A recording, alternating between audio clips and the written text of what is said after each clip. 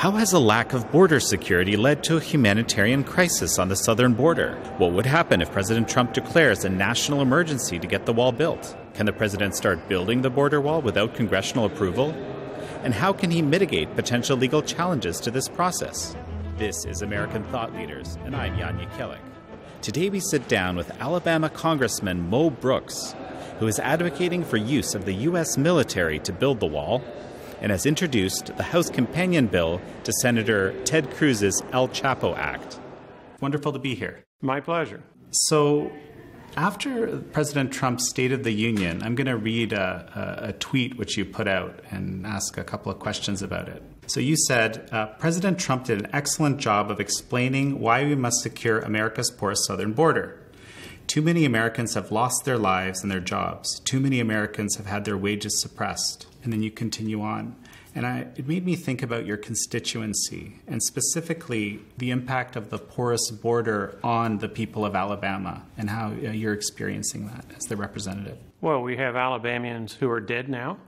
They would not be dead if illegal aliens had not done things that caused their deaths.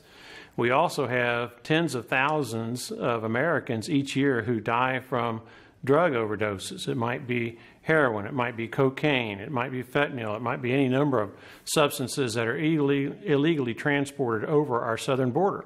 So you put those two things together, and it's a huge impact, not only in Alabama, but also the United States of America. Easily 50 Americans die each day as a direct result of the conduct of illegal aliens or drug overdoses related to a porous southern border.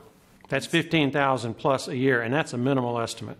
I read that you actually are encouraging the president to declare a national emergency. Can you kind of get into the rationale behind that a little bit? The Democrats are not going to do anything at all in the United States Congress to promote border security. They will mouth the words, border security. But to them, it's apparent from their actions, not the words, but from their actions. But their definition of border security is very unlike that of the American people. To the Democrats here in Washington, D.C., border security means helping illegal aliens secure their position in America once they cross the border. That's not what Americans believe and want when they think of the phrase border security. And so since we cannot anticipate that the Democrats are going to do anything to help save those American lives that are being lost on a daily basis because of illegal alien homicides, plus the drug overdoses from drugs that come across our southern border, the president needs to act with the authority that Congress has already given him and the money that Congress has already given him. So there are different approaches to this. One statute is 10 U.S.C. 284. That empowers the president to direct the Department of Defense to construct things like walls, fences, barriers on our southern border in order to interdict the drugs that are being shipped across our southern border by illegal aliens and or drug cartel members. The president can do that right now based on authority already given him. And the Department of Defense, in testimony last week before the House Armed Services Committee, concurred that the president has that authority. Now, that in and of itself will help build some border wall, will help with some border security, but it's not the end all because there's a limitation on funds, roughly $1 billion, give or take a little bit. Then if the president takes it a step further and declares it a national emergency, that frees up in excess of $10 billion that can be diverted to border security and saving American lives. So I'm urging the president to do whatever is necessary to save American lives. And when we talk about national emergency, let's go back to 9/11 and the attacks on the Twin Towers in New York, the attack on the Pentagon here in Northern Virginia, and of course those who lost their lives in the airplane crash in Pennsylvania. Roughly 3,000 Americans died on 9/11. That was a national emergency that justified us invading Iraq, invading Afghanistan, over 6,000 American dead in those endeavors. As we tried to stop those terrorists from coming back again. Trillions of dollars has been spent, and that was over 3,000 lost lives total. Here, we have over 15,000 dead Americans each year. So that puts it in comparison. This is 5 times worse than 9/11 each year if you look at the minimal estimate of lives lost as a result of illegal aliens and our poor southern border. So this is very interesting, this line of thinking around getting the military to basically start building the wall. And that's the job of the military, is to protect the United States of America. We defend borders all over the world. Isn't it time we defended our own? So you're saying that existing legislation allows for the military to start with about $1 billion. Now, and let's imagine how this plays out. The president declares a national emergency. There's a lot more money now available to continue the work, but a lot of people are saying this will get caught up in the courts. Well, certainly the socialists and the Democrats, and they're pretty much one and the same nowadays, they love to appoint to the judicial system judges who don't follow the law. But the law is pretty clear. The president has the right to declare a national emergency. This qualifies in the definition of a national emergency. And if it goes to the Supreme Court, we're going to win that lawsuit. But in the meantime, if you go to the Ninth Circuit, which is the worst circuit in the United States, I use the word worst because it is the one that enters bad decisions more so than any other circuit. It's the circuit that results in more reversals by the Supreme Court than any other circuit. If we start there, there'll be litigation and you might have an adverse ruling. My suggestion to the White House and the President would not to spend these funds initially in the jurisdiction of the Ninth Circuit Court of Appeals. Rather, do it in Texas, where we have a Fifth Circuit Court of Appeals and judges who are much more likely to follow and obey the law rather than be judicial activists, undermine our republic system of government. And so that would be my advice to the White House. Start in Texas. Let the litigation ensue in Texas, where we're more likely to get judges who will obey the law rather than make law. Very interesting approach. So I also noticed that you introduced the El Chapo House Companion Bill. Does this work together with this approach of getting the military to fund the wall? What was the idea behind that? The President of the United States, when he campaigned, said that we're going to build a wall and make Mexico pay for it. Well, the nice thing about the El Chapo bill is we can make a Mexican pay for it. El Chapo, through the seizure of his assets. There are estimates that he has over $14 billion in assets related to the drug trade that we could potentially seize. Whether we get all that, I don't know. Likelihood is that we would not.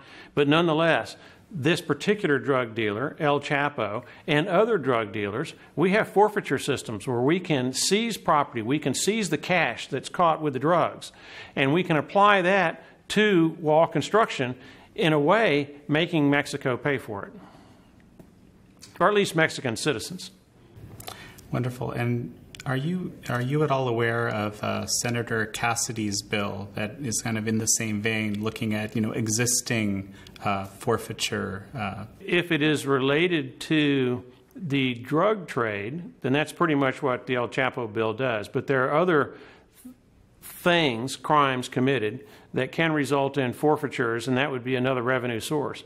I'm not so much focused on where the revenue source needs to come from, because there are different options, so much as I'm focused on us constructing a wall and providing the border security that our military provides to other nations, but we don't provide to un-American citizens at a great loss of life to Americans. So what do you think will be the conclusion of this? There's the conference committee work that's happening right now. I think it ends in a couple of days.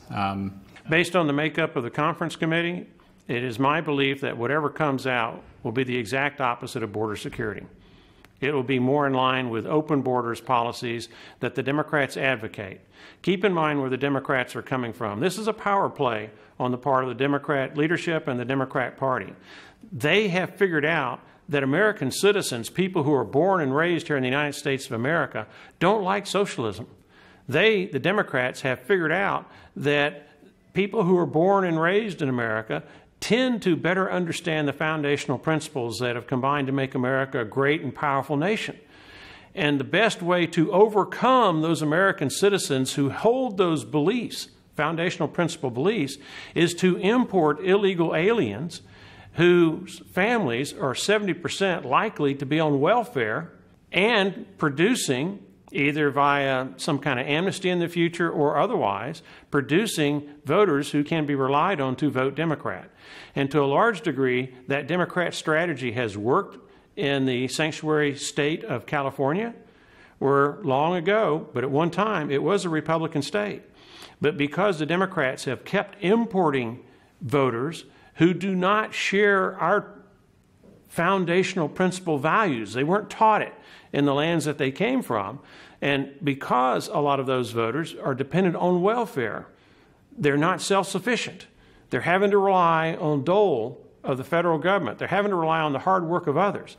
This class of voter fits the Democrat profile. And look at what has happened in California. What used to be predominantly a Republican state or a battleground state is now overwhelmingly Democrat, where out of 53 congressmen, 7 are Republican, 46 are Democrat. And so the Democrats have figured out, hey, this is the way we can seize power and we can implement our socialist agenda.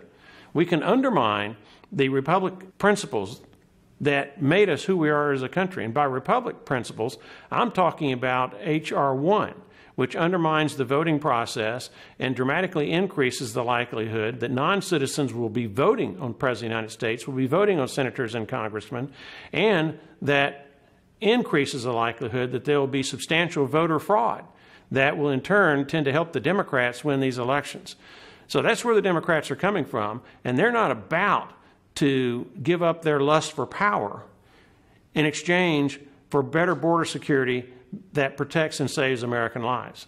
During the State of the Union address, the president said that the border security is a moral issue. Can you expand on that a little bit? Sure. Saving people's lives is a moral principle. Do unto others as you would have them do unto you. And when you have over 50 Americans who are dead each day because of our poor southern border and the homicides of illegal aliens, it's a moral principle to try to save and protect those lives from being lost. Now, some estimates put that in the neighborhood of 100 to 150 dead Americans each day because of illegal alien homicides combined with our poor southern border and the drug overdoses. February 15th rolls around. That's the deadline that the president has set. What's the best case scenario in your mind? The best case scenario is we keep the government open, we do not have another shutdown, and the president exercises the authority already granted him under the United States Code. If that's not enough, granted to him in the United States Constitution, because he is Commander-in-Chief with the primary obligation of defending the borders of the United States of America, coupled with the money that has already been appropriated that the president can divert from whatever it otherwise would be spent on to border security, thereby saving American lives, saving American jobs, increasing American wages, and decreasing tax liabilities of American citizens. Sounds like a win-win-win-win to me if the president will so act, and I encourage him to do so. Thank you very much. Certainly.